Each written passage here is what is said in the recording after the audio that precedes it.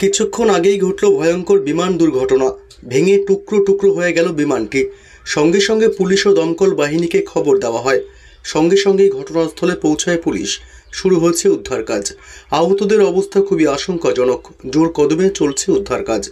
রীতিমতো ব্যাপক চাঞ্চল্য ছড়িয়েছে গোটা এলাকা জুড়ে। তবে কখন, কোথায়, কিভাবে ঘটল এই ভয়ঙ্কর বিমান দুর্ঘটনা, কত জোরে মৃত্যু হয়েছে, কতজন আহত হয়েছেন, এখন সেখানকার কি পরিস্থিতি, এই সবই বিস্তারিত জানিয়ে দেব এই খবরে। বিস্তারিত জানতে খবরটি অবশ্যই শেষ পর্যন্ত দেখবেন। আর আপনার জেলার লেটেস্ট খবরগুলি জানতে আপনার জেলার নামটি কমেন্ট বক্সে কমেন্ট করে জানিয়ে দেবেন। আর আমাদের ইউটিউব চ্যানেলটি সাবস্ক্রাইব করে আমাদের সঙ্গে থাকবেন।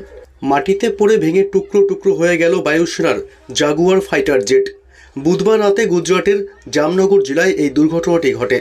ঘটনার সঙ্গে সঙ্গেই বিমানটিতে আগুন জ্বলে ওঠে। গোটা এলাকা ধোঁয়ায় ভরে যায়। কালাভাদ রোডের সুভারদা গ্রামের কাছে এদিন বায়ুসেনার জাগুয়ার যুদ্ধবিমানটি ভেঙে পড়ে। ধোঁয়া দেখে বিচলিত হয়ে পড়েন গ্রামবাসীরা। এরপরই গ্রামের লোকজন ঘটনাস্থলে পৌঁছায়। সঙ্গে সঙ্গে পুলিশ ও দমকল বাহিনীকে খবর দেওয়া হয়। সঙ্গে সঙ্গে ঘটনাস্থলে পৌঁছায় পুলিশ। শুরু হয়েছে উদ্ধার কাজ। জানা গিয়েছে, জাগুয়ার যুদ্ধবিমানটি বুধবার রাতে জামনগরের মধ্যে দিয়ে যাওয়ার সময় হঠাৎ মাটিতে পড়ে যায়। সঙ্গে সঙ্গে ভেঙে টুকরো টুকরো হয়ে যায় বিমানটি। বিকট শব্দ শোনা যায় আশেপাশের এলাকা থেকে। পুলিশ এয়ারফোর্সকে ঘটনাটি জানালে ঘটনাস্থলে যান আধিকারিকরা। জানা গিয়েছে, ঘটনার পর একজন পাইলট নিখোঁজ, অপরজন কোনো ক্রমে বেরোতে পেরেছেন, তাকে নিরাপদে উদ্ধার করা হয়েছে। অন্যজনের খোঁজ চলছে। পাশাপাশি জানিয়ে দেব এই মুহূর্তে গুরুত্বপূর্ণ আবহাওয়ার আপডেট। এপ্রিলেই বঙ্গোপসাগরে চোখ রাঙাচ্ছে ঘূর্ণিঝড়। কলকাতা সহ দক্ষিণবঙ্গের একাধিক জেলায় হু হু করে চড়ছে তাপমাত্রার পারদ। তীব্র গরমে নাজেহাল রাজ্যবাসী।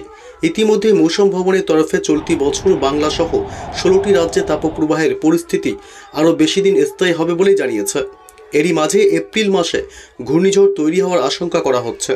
ঘূর্ণিঝড়ের পাশাপাশি চলতি মাসে শিলাবৃষ্টি, নিম্নচাপ হওয়ার সম্ভাবনা প্রকাশ পেয়েছে বাংলাদেশের আবহাওয়া দপ্তর সূত্রে। চলতি মাসে বঙ্গোপসাগরের বুকে একটি বা দুটি নিম্নচাপ তৈরি হওয়ার সম্ভাবনা রয়েছে। এরই মধ্যে একটি নিম্নচাপ গভীর নিম্নচাপ বা ঘূর্ণিঝড়ে পরিণত হতে পারে।